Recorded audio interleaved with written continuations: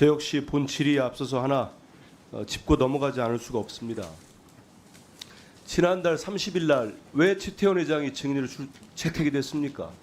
여기 나와 계시는 유영상 사장을 비롯한 SK 측 관계자들이 제대로 된 답변을 내놓지 못했기 때문입니다. 책임 있는 답변을 못했어요. 어떤 책임져 지려고 하지 않았습니다. 말로만 얘기했죠. 그래서 최태원 회장을 우리 위원회가 증인으로 채택한 겁니다. 근데 최태원 회장의 불주소 사유서를 보면은 5월 15일 에이펙 통상장관 회의를 대비한 암참과의 한미 통상 관련 행사 참석이 예정되어 있어. 물론 뭐 중요한 행사일 수도 있겠지요. 하지만 전 국민의 절반인 2,500만 명의 피해자가 나왔습니다. 아까 영상 안 보셨습니까? 다른 의원 질의 때 여전히 국민들이 힘들고 어렵고 불안하고 호소하고 있는데 왜 최태원 장관 이런 데 안 나옵니까? 국회에 나오는 게 국회의원들 얼굴 보기 싫어서 그렇습니까? 국회의원들 보러 오는 자리가 아닙니다. 국회의원들을 통해서 국민의 대리자로서 국회의원들이 질의하는 거에 대해서 답변하는 거예요. 뭐가 문제이고 어떤 책임을 질 건지, 왜 이런 대형 사고가 생겼는지 다시 한번 대한민국의 주인은 국민입니다. 일부 소수의 재벌도 아니고 대법원도 아닙니다. 자, 우리 유영상 사장님. 예. 이번 해킹 사고로 인해 유출된 전화번호, 가입자 식별번호 등 4종의 정보가 개인정보입니까? 아닙니까? 간단히 답변하세요. 예, 개인 정보입니다. 그렇죠. PPT 보시면 나항의 개인정보보호법에 정의가 되어 있습니다. 이게 맞아요. 인정하셨듯이 개인정보입니다. 우리 국민들이 이렇게 불안해하는 거는 몇 시간씩 줄을 서서 1시라도 빨리 유심을 교체하려고 하는 거는 왜 그렇다고 보세요?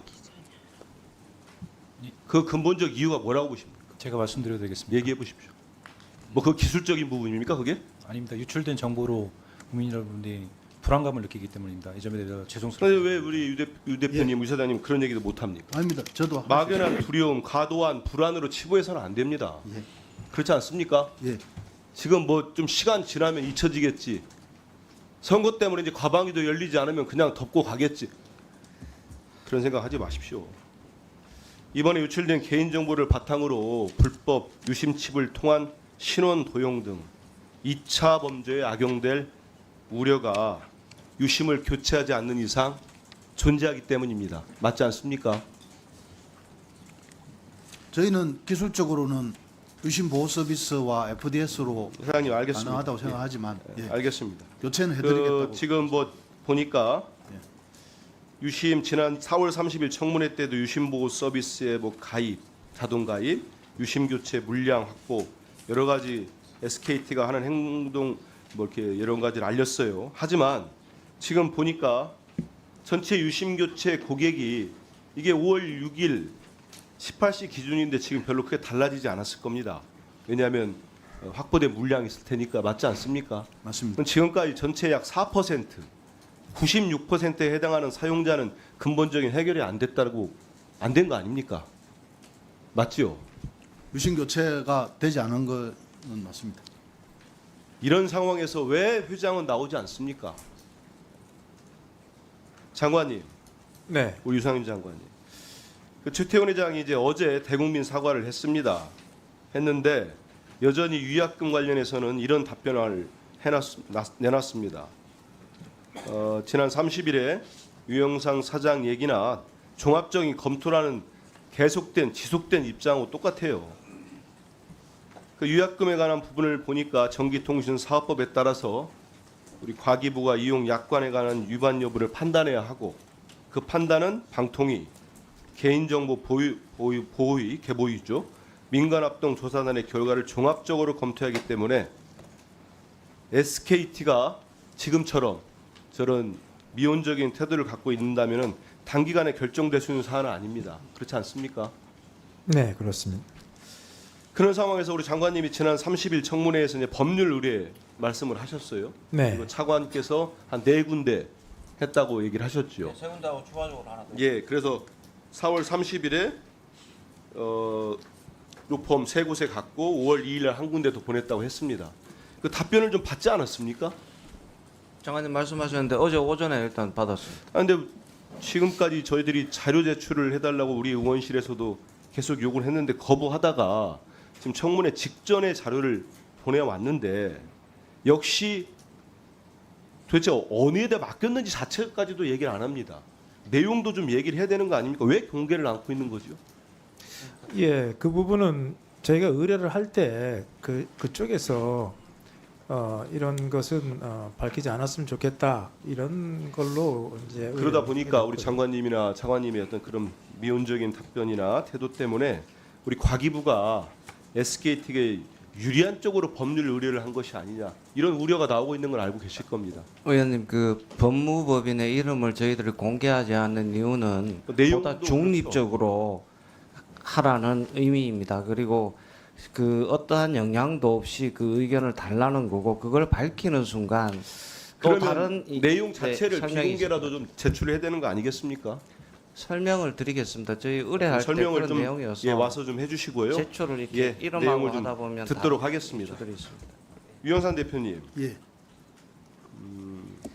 SKT 책임과 피해에 대해서는 SKT가 지금 객관적 판단이 우선될 필요가 있다. 그 입장인 거죠. 그 부분도 예, 포함되어 있습니다. 그런데 지금 우리 국민의 피해는 제가 볼 때는 실제합니다. 그렇지 않습니까? 이런 개인정보 유출로 한 불안이 즉각적으로 해소되지 않았죠.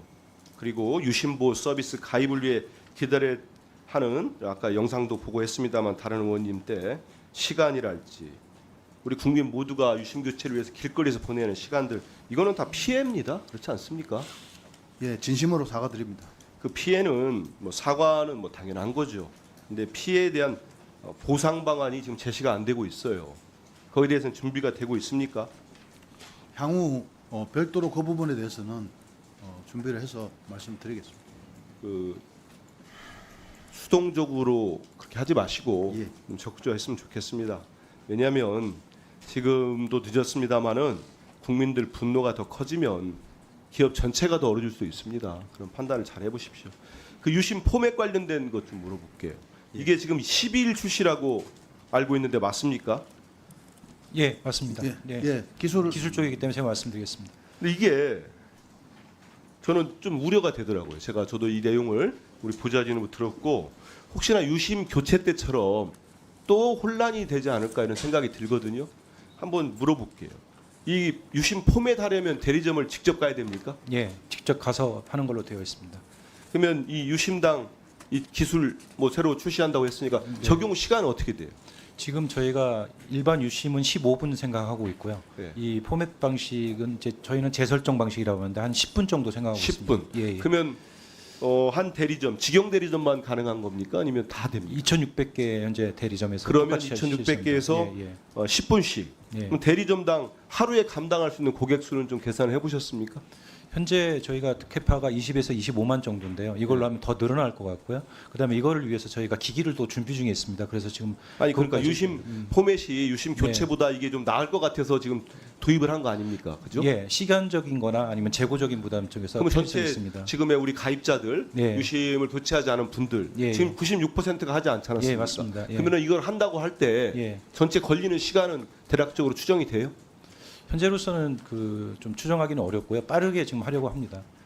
그 유심 보호 서비스처럼 이제 일괄적으로 내리는 그런 서비스가 아니기 때문에 이거 좀 추정하기가 어려운 부분이 있는데 저희가 이게 계속 좀 하고 우려되는 있습니다. 부분이 있습니다. 예, 예, 알겠습니다. 실제로 예. 알고 계시죠. 네네. 그래서 또 우리 국민들께서 대리점 갔는데 이거는 금방 해줄 줄 알고 갔는데 또 뭐 이거 할 수 있는 분이 없다거나 대리점에 아니면 너무 시간이 지체된다거나 지금 10분이라는 것도 그냥 도상으로 계산해 보신 거 아닙니까? 예, 실제- 좀 더 면밀하게 하겠습니다. 그러니까 네. 이런 예. 부분들이 생기면 예. 더 피해가 커질 수 있다. 네, 이런 말씀 알겠습니다. 또 예. 드리겠습니다. 우리 이상중 원장님, 예, 예.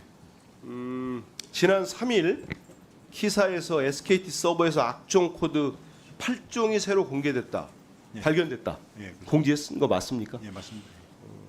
이게 그러면 지난달 29일 날 민간 합동조사단이 발표한 1차 조사 때 그 4종과는 별개입니까? 아니면 어떻게 되는 겁니까? 그게 뭐 변종이라 보면 됩니다. 변종. 예. 이 관련해 가지고 어제 한 매체의 연합뉴스 보도를 보니까요. 이번에 추가로 발견된 악성 코드 8종이 기존의 악성 코드가 발견된 SKT HSS 서버에서 발견됐다. 맞습니까? 예, 그렇습니다. 예. 맞아요. 예. 아, 그래요. 맞다고 하면은 그래도 그나마 우리 주민등록 번호나 다른 민감한 개인정보 서버는 뚫리지 않았다고 봐야 되는 건가요? 그건 SKT에도 답변. 예, 저는 그 조사 중인 상황이기 때문에 말씀드릴 수는 없습니다. 공식 발표에 의해서 저희는 그렇습니까? 따릅니다. 예, 예. 장관님, 네. 예, 그 보니까 지금 SKT 해킹 사태로 우리 국민들이 불안해하는 거는 아까 우리 김승주 교수님은 이제 우리나라는 외국과 좀 다르다고 금융 결제 서비스가 체제가 달라서 하지만 많은 국민들이 우려하는 건 이제 금융 피해, 2차 피해가 날 걸 우려하는 거 아니겠습니까?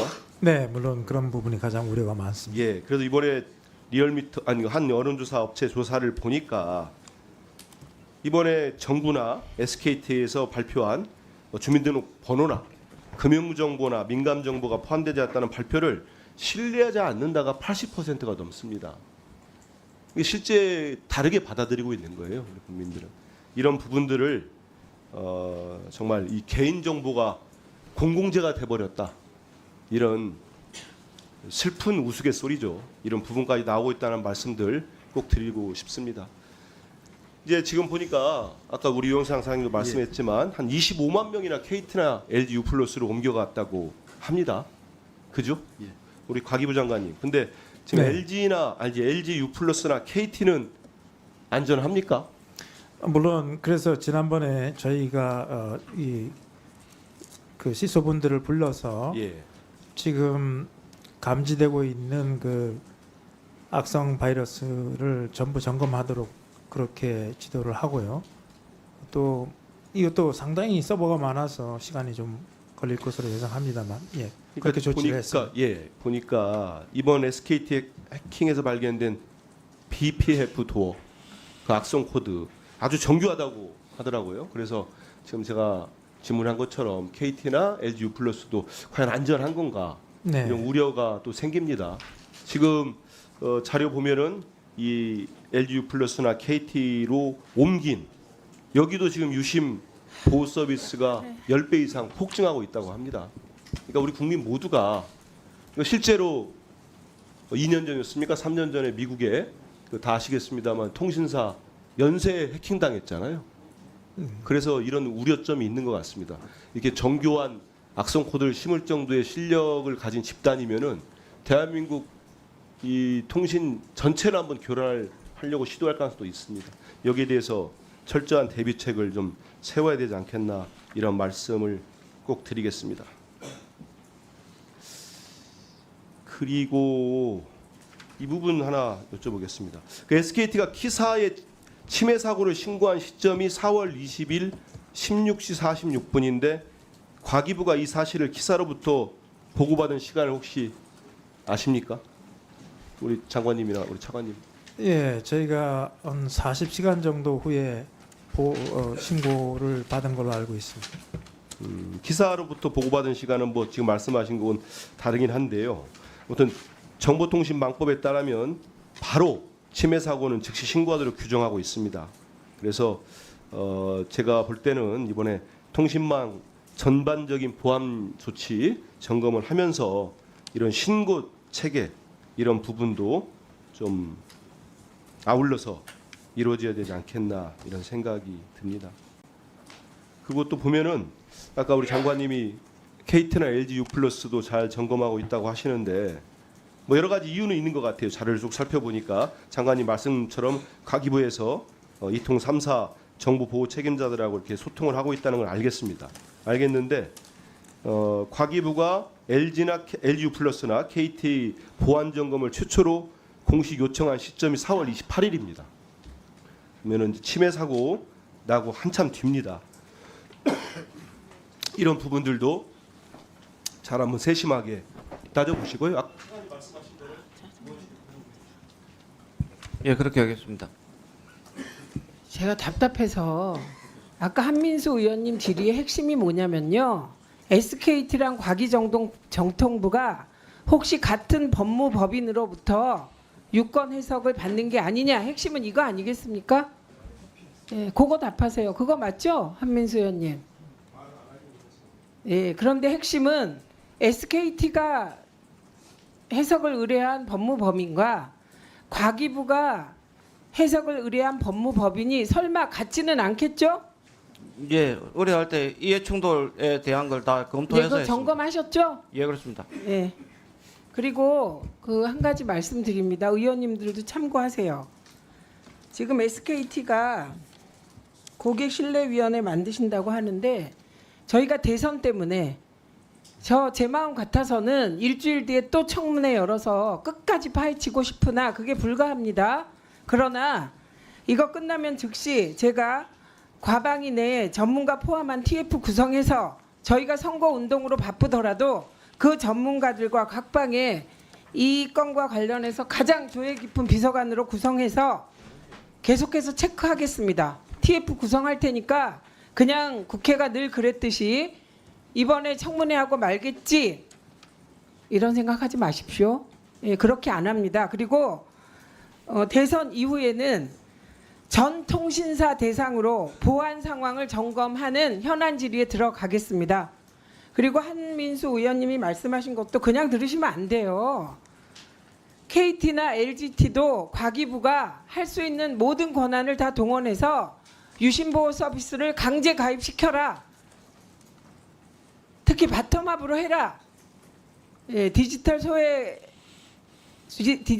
소외된 분들 먼저 유심보호 서비스 강제적으로 가입시켜라. 지금 그 요구하시는 겁니다. 아이고 답답해요. 정동영 의원님 질의하십시오. 예, 유영상 대표님 아까